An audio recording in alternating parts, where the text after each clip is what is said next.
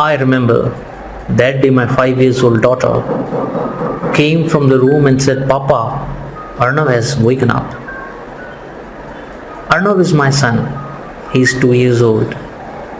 I have asked my daughter to give me information and take care of my son.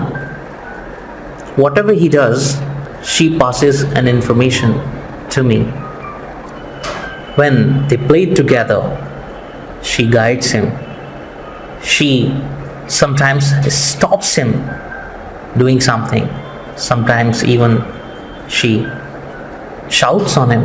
She guides because as we have guided her.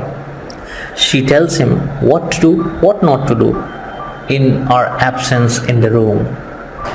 When he goes to the washroom, she stops him and she says that no, don't go, it's slippery. But he doesn't listen. Because we have also stopped many times, son, you should not go alone. It is slippery. You may fall. We all know that kids love playing with water. And he doesn't listen. He tries and goes there. She stops him going into the washroom alone. She stops him touching the electric switches. We all know the truth about kids. Kids never do what you say. They do what you do. And now it's very normal and common that my 5 years old daughter gives me all information about my son in the favor or against. Just she passes an information. And so does my son. He copies his sister. Let it be good or bad, in favor or against. I still remember my childhood. I also used to pass information about my siblings to my parents. So did they.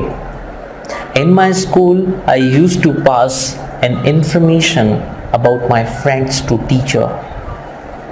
So did they.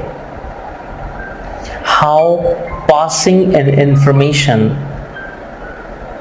has become my habit, and how it will become the habit of my daughter too.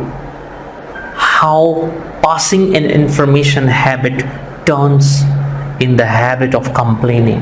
When I grew up, I got to know the new word called complain.